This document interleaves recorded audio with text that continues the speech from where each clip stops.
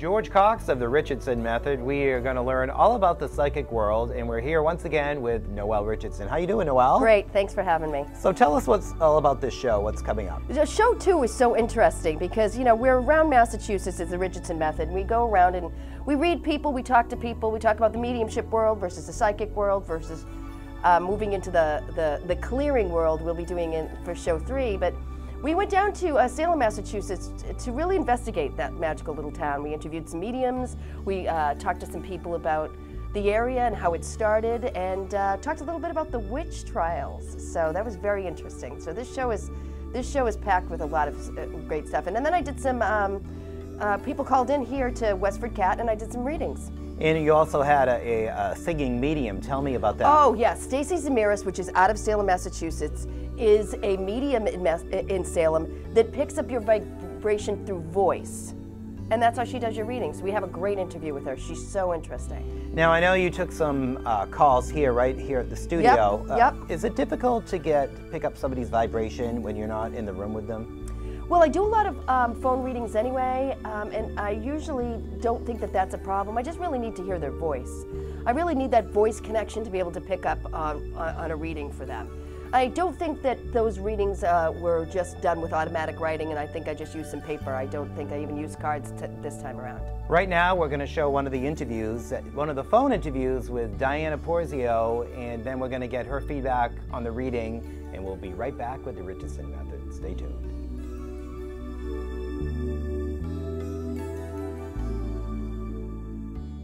Diana, thanks so much for calling into the Richardson Method.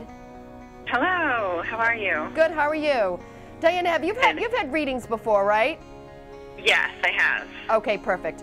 So before we start, is there anything in particular that you need to know from me today? No, just any future things, possibly. Okay. So I wanted to tell you that you do have somebody really positive around you. And I do feel like this is a grandmother vibration. I do feel like you get her looks from her. I do feel like she's a beautiful woman. I do feel like you were very close. I do feel like losing her was very hard for you. Can you understand that? Yes. Okay, I do feel like she has a sister there that's kind of like with her, that's more crass or more funny. And I think they butted heads a lot, but she's also very beautiful too. Can you understand that? Yes. Okay, perfect. She comes in around and about your vibration. On a love vibration because she cares about you so much. So she's been here for a little while. I do feel like she's very excited to do this. I do feel like she's very excited to come through and talk to you. I feel like she's around you a lot, and I feel like you can feel her a lot of the times. Can you understand that? Yes, yeah. So you know when she's telling me that in the last 48 hours she's been around you really close and you can smell her and notice her. Can you understand that? Yes. So she also is telling me that you've been crying in the last couple of days, more than you have on the average. Yeah, that's true. And she's been around you every single time this has happened. She wants you to know that. Okay. Okay? Mm-hmm. I keep getting the month of January around you, or January with her. So that's the anniversary of her passing, her anniversary with her husband, some sort of anniversary with January. Can you understand January being really important to her? She passed in January. Okay, so now, well, that's really good validation. That's what she's really coming through strong because she loves you so much. So I also want to say to you, for me, that this transition in your life that's happening right now needs to happen quickly. Okay? Mm-hmm. Okay, this is what she's giving me. So I'm going to do psychic and mediumship with you. She wants it to happen quickly. So that means don't start, like, you know what? If you don't like the china set, put it in storage. Okay? Because I keep seeing things and I keep seeing a garage sale. Can you tell me about the yard sale or the garage sale? I'm actually planning to have a yard sale probably in the next month. Okay, because I want to come to that, just so you know, so you have to invite me. Because there's a lot of stuff she's saying to me that you don't like. Yes. Okay. And it's not that, it's the person who gave it to you is the reason you don't like it. Can you understand that? Yes. Okay, good. I am here with Diana Porzio, and she had a reading. You just saw the reading that she had with Noel. It was done over the phone. How did that go? What was it like having a psychic reading over the phone? It was different. It was different than, you know, being in person, and I actually liked it better because I got time to absorb and write things down when she was saying it rather than going back and forth in person. She paused a little bit and was able to give me a little time to absorb what she said. Nice, and I know she touched on a few points, which one was being a connection with your grandmother. What surprised you about that? It's actually what didn't surprise me. I wasn't surprised that she came through. If anyone was to come through, it would be her. Mm-hmm. She had a very strong presence in life, so it wasn't surprising that she came through in a reading. So do you feel like your grandmother's still around you and she's like, you know, one of your guides? Because I know Noel was picking up on that. Yes, yeah. Noel picked up on a couple of different things that, you know, different times I've felt her in the past few weeks, and different moments that I've felt her, and she's always around. And I know she talked about China and yes. something with ugly China, or tell us a little bit about that. Well, when she mentioned that, she mentioned I was having a yard sale, which is true. I'm going to have one in the next few weeks or so. And I actually was handed down china. That's just not my style. It's very country, very old-fashioned. It's probably something I just took because I felt like I had to, because it was passed down to me, but it's not something I would like. So that was Diana Borzio giving her thoughts about the reading here that she received by Noel Richardson at our studio. It was a live call-in. She picked up on her vibrations. Right now we're going to go to Stasia Zimeris' interview, The Singing Medium in Salem. So stay tuned for that, and we'll be right back with the Richardson Method. I'm actually sitting here in the center of Salem, Massachusetts, with one of Salem's very own singing medium, Stasia Zimeris. She works here in Salem as a singing medium, but also lives in this community where there's a lot of psychics, mediums working in the occult here in Salem, working in this magical town. What's your idea of magic? Magic. What is magic? Well, being a Hermetic theurgical Neoplatonist, really, it means that philosophy meets mysticism and takes flight. It means that one is not only the witch, but the tool, the instrument through which magic happens. It means that you know what to do, what tools to use, what to face, what to intone and how to intone the prayers, what bodily movements go with those, and that you know it's discipline, it's study, it's will, it's power, but in a good way, because you have to divest yourself as much as possible of your ego, and it's from the heart. Being a witch is knowing that there's another dimension that's going on all the time here. You're in contact with the gods and goddesses, however you want to define it. So you call yourself the singing medium. So you sing while you read? How do you do that? I was an opera singer. Sound is very important for me. And I always feel spirit uses our strengths and our foibles. And because sound is so important, I grew up with classical musicians and all of that. When I do a reading, I always say vibration is all there is. All right, so show me. Oh, well, I'm gonna, sing a few notes to see where you're vibrating, and that's how I work. We all work differently. And so I'll, that's you. That's where you are today. And frequently people, oh, wow, I felt that. I felt that. That's good. But I hear things, I get things. They tell me, yes, I get words, I get what they're coming about. They just tell me things through the sound. So let's say I'm brand new to Salem. I've never been here before. We have so many stores about so many different things in them. And I want to do some magic, Stasia. Maybe a love spell. Maybe I want love in my life. Or I need to take one thing away from Salem. If I was to purchase something, what would be one of the most important things that I could get here? First of all, let's go to the love spell. People, we all want love. We all love, so can you do a love spell? You cannot inhibit somebody else's karma. You cannot do a spell so that you make that person come to you.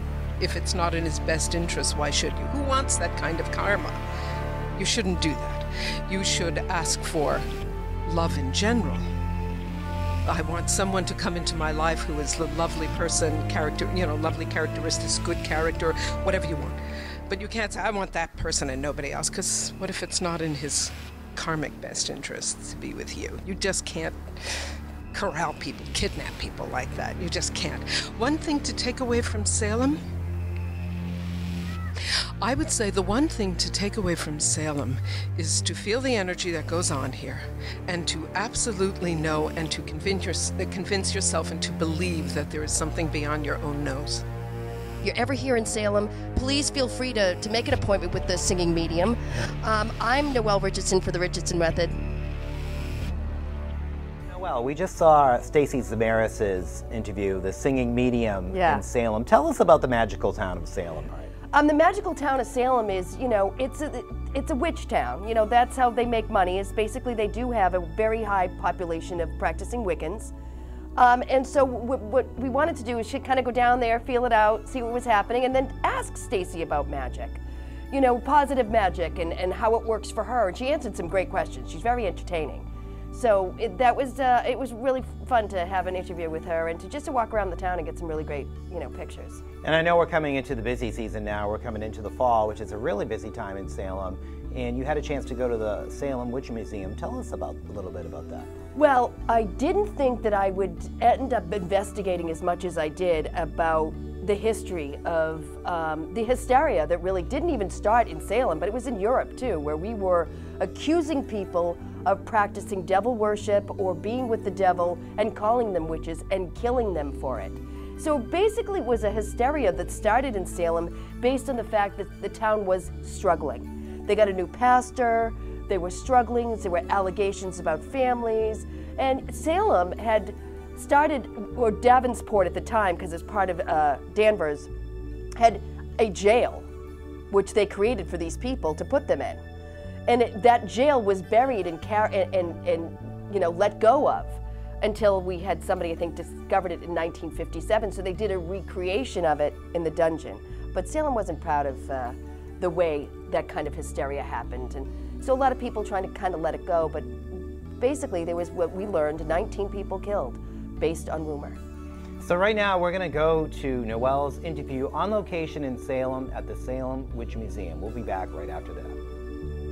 This is Noel Richardson here with the Richardson Method, and we're standing in front of the beautiful Salem Witch Museum with wonderful Stacy Tilney, and she's Director of Communications here in Salem. Well, we have a couple of questions we'd love to ask you about what kind of job this is for you about the Salem witch trials. First of all, it is one of the most interesting, incredible stories to understand, and so educating people about this story it never gets dull, it never gets boring. I get asked a lot of the same questions, and yet at the same time it's still intriguing to answer the questions that people seem to have consistently. So you're really in charge of the communications here at the museum to make sure that the information is accurate about what happened in the witch trials here in Salem, Massachusetts. Right. I think accuracy really is the cornerstone of our mission here. And, you know, it's very easy to find all kinds of historic fiction about the witch trials. And, in fact, there's a lot of fantasy. There are lots of shows on TV right now, as a matter of fact, that address Salem and witches in a very fantastical manner. So our mission really is to make sure that the information is accurate. So now we're inside the museum. This is where you educate people what happened in Salem, Massachusetts in 1692, correct? That's right. Most people understand the story starting in 1692 because that's how Arthur Miller wrote The Crucible, and everybody studied The Crucible in high school, probably. So the idea that Arthur puts forward is that these young girls were playing in some kind of a game that they weren't allowed to, some kind of fortune-telling game, and that Tituba, the slave in Reverend Parris's household, was maybe telling some stories about her background in Barbados, and maybe they were stories about the occult. This is the theory, that these young girls were playing and found the coffin in the egg white game, and they took that as a hint that something evil was afoot. So they're very sort of, I guess you could call them superstitious in a way. So they read the sign, and the girls become inexplicably ill. Once they start flailing around and these young girls are sick in ways that no one can figure out why, the doctors are called in, the doctors can't figure out why, the natural assumption for this time is, must be witches. Must be witches. And witches, in Puritan vernacular, are people who have a relationship with the devil. Puritans believed that if you weren't with God, you must be with the devil, and you must have made a covenant with him, so he gives you evil powers. And so if you're associated with that stereotype, there's all kinds of negative assumptions that are made about your person. And based on that, these folks were accused of being witches, brought to trial, and hanged, and in one case pressed to death for these accusations. Wow, that's a lot of information, and we're so glad about you giving us such great accuracy on the museum. So when people walk into the museum to find out about the witch trials, we kind of see a level of hysteria here, what was really happening in the town. So with that level of hysteria or pain or drama, what do you think inside the history or underneath the line of what was going on in Salem started that? Not just the two girls, but there had to be more here. I'm really glad that you point that out, because we all know that it wasn't the girls that started it, right? They were just sort of acting out this social energy that was going on in their community. So this is a layered story. We're talking about a community that was very insecure. They were starting out in this uncharted land. There was lots of wilderness in the boundaries, and there were wars going on. So in that wilderness were all of these unknowns, all of this occult, as it were. So there were lots of places and dark corners where evil things lurked in their own minds. The evil of God abandoning their mission, the evil of wars, the evil of being captured by the enemy and being slaughtered, or all of these stories that were going on in wartime. So you put these people in the context of the environment they found themselves, and it's a little bit easier to understand why they were so fearful.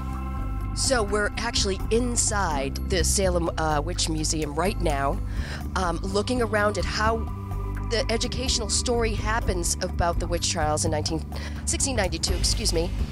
And I'm here with the communications director, and Stasia, I have to ask you this question, because there's so many misconceptions of the W word and witchcraft and the devil. So in the community, there was a lot of panic, as what you told me before, but also there was a new pastor. And how did his sermons go to help the people understand what was happening in the town? Okay, so from an individualistic standpoint, the minister, who in this case was Reverend Paris, it was in his very home that these strange happenings with the young girls started. So keep that in mind. He's a new pastor. He's embroiled in a feud.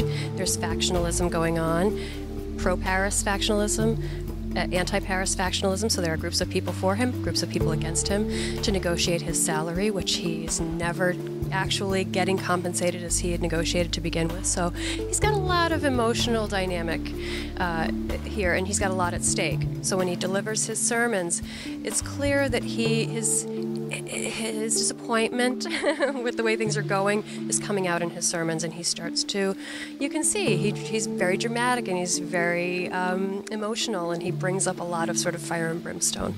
So what happens with that fire and brimstone and a sense of community is 17 people ended up losing their lives based on, would you say, a rumor?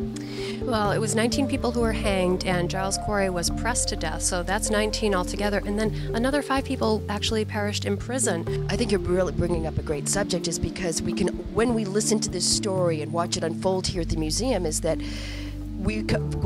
this could have been us. Stasia, you live in a community in Salem, Massachusetts, which is a small little mecca where the #1 religion here is Wicca, which comes from the W word, or what they consider themselves in the covens here, witches. Have you seen a lot of that in your community, and how do you feel about it? Well, I'm not sure that Wicca is the #1 religion here, but I will say that we have one of the biggest populations of Wiccans per capita here. And for me personally, I don't happen to be a Wiccan. I happen to be, just for the sake of this conversation, I happen to be a Christian. But I find it wonderful to have this sort of salad or sauce or whatever expression you want to use of all of the different eclectic types of people that are in Salem. And you really have to see it yourself to believe it and to understand that it's not a cliche when I say that we are a melting pot of eclectic types of personalities. And I love that richness. And I love the fact that people are that misunderstand the story and are inclined to their flights of fancy because they come to us and we have a really good conversation, like the one I'm having with you right now, where I'm understanding more about what you think and you understand more about what I think. And that is really cool. I think Stacy Tilney here at the Salem Witch Museum is such a great source of information for the community of telling the story correctly about exactly what happened here and understanding the religious change that has happened in this community from that. So we want to thank Stacy so much for joining us with the Richardson Method. I'm Noel Richardson with Stacy Tilney here in Salem and with WestfordCAT TV. Thanks so much for watching. We just saw Noel's interview on location in Salem at the Salem Witch Museum. You can see their information right here on the screen if you want to visit. It's a really busy time of year right now, and it's a great place if you want to learn about the history of some of the Salem witch trials. Right now we're gonna we were on location at the Slapshot Pub in Chelmsford. Tell us about what you were doing there. They had a ladies' night. So the ladies' night was readings with me. So we had, I want to say probably like 11 women. So they came into Slapshot and they would, talk to each other, and then I would read each one of them, and you and I filmed some of them to see, people that allowed us to see, where I was and how their life was unfolding. And now at the Slapshot, you actually use tarot cards. I know you have different methods. It really was, I was giving them an option. There was some mediumship that was involved. People wanted to talk to people on the other side of life, and then some people wanted to know when they were getting married, so I whipped out my tarot cards to get quick results. Excellent. Well, we're going to show some of that footage of the Slapshot Pub and some of the readings that you gave to these people, and we'll be right back with the Richardson Method, so stay tuned. Okay, I love the way this feels. And then we were talking about this guy who, so this is what I want to say to you. This is the last person that you were involved with. He has emotional issues. Okay, so he needs to go, because he needs to go figure this out, whether this is medication based or whatever. Okay, so I just want to say to you, for me, these two need to cut the cord. You don't have to, because I have a feeling you're going to let him dance a little bit, so I'm going to let him dance with you. But I know that there's a history there, but I'm going to tell you, for a future husband stability, he doesn't have it. Give me 3 more. Any point in time, please ask me questions. Okay, let me talk about this. Let me talk about this with you, because I have to talk to you about this. You're going to be much more outspoken with him than you were 4 years ago. I feel like you have come into more of a woman than not speaking. This stands for I'm not speaking my feelings. Okay? You're going to be very straightforward. You're going to be like, this is never going to happen to me again. Can you make sure that happens? And he's going to have to answer these questions. Now here, this is what I want to talk to you about a little bit. He's already broken your heart. You know that's the heart card. Okay, now this doesn't mean like you're going to fall apart, but this means that this guy affects you so much, it makes you cry. Okay? So what I wanted to say to you is that he's going to make you cry again, but he might be worth the fight. Okay? He's going to be coming back saying some things to you that you will have never heard before. And you'll be like, you will swear and go, he's killing me. I got this feeling inside my body like I'm so confused, like I can't make a decision. Well, we have no problem worrying about money. We got money coming in. And we got more men coming in. We got the world, which is good luck. Give me 3 more. This means travel. You're already going away to England, so I didn't know that.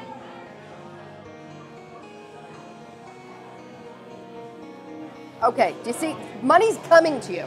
But do you see what you have to go through to get it? See the anguish? She's in anguish. She's like, oh my God. I've already been in anguish. I've already been there. You got the High Priestess card, which means all good luck is coming to you. I have to be totally honest with you. I don't know if Adam's either staying or if he's going to walk or if he's going to get fired. And I just want to say to you, too, he likes to do this to rattle the cage to see if you're going to crumble. Who does? Guy. Where's Guy? Right there. He's testing me. So this is what I want to say to you, and I don't know how to say this to you nicely. If he goes to the DSW conference, don't be surprised if he thinks he can go by himself. I keep seeing writing around you. That's from him too. I mean, I've never met you before in my life. I'm just asking him to keep telling me. And he really likes this. And he doesn't think that this is wrong. He believes in this. He said, I've never talked, go ahead, you say it. He goes, I've never talked about it before, and I thought some were weird. But, oh, thank you for that. He doesn't think I'm weird, and he thinks I'm quite attractive. He just told me I was a hot blonde. And he wanted to let you know that if you were going to do this with a hot blonde, I would have come through earlier. Okay? Yep. So that's what he just said to me. We just saw a little bit of footage from the Slapshot Pub. You're actually going to go back there again and do some readings. Yeah. How is it going to be different this time around? Well, there's more people this time around, but it's good. We're going to, I think, do it in a smaller office because that place gets very busy, and I want to make sure people can hear me. But yeah, Slapshot's real fun, and it's a great place to hang out, and you know, they have all kinds of different things they offer. There's paint night, there's wine decorating, glass night, and then there's me. So Noel Richardson will be there probably next month. You know, just Slapshot has a Facebook page, you can check on it, and then they have PayPal, you can sign up and get a reading. And what advice would you like to give to people who are actually coming to a reading? I mean, what would you like to say to someone who's never had a reading Just before? really stay open. I think that when you see somebody with their arms crossed, their legs crossed, their head down, they don't really want to know. So, and if you really want to talk to somebody on the other side, like you want to talk to your grandmother or your uncle, you know, keep that name vibration in your head and give it to the reader. If it's not me, somebody else, give it to the reader and say, I need to talk to John Holmes. So they have that vibrational level of where they're going to go with it next. And if they really want to know about, you know, I need to know if I should purchase this home. I need to know if this is the right thing for me. Get a picture of it. Get a date of when it was built. The more information that reader has, the better off they can go in that more vibration to throw cards down and runes. We're going to be doing runes in round 3 of the Richardson Method.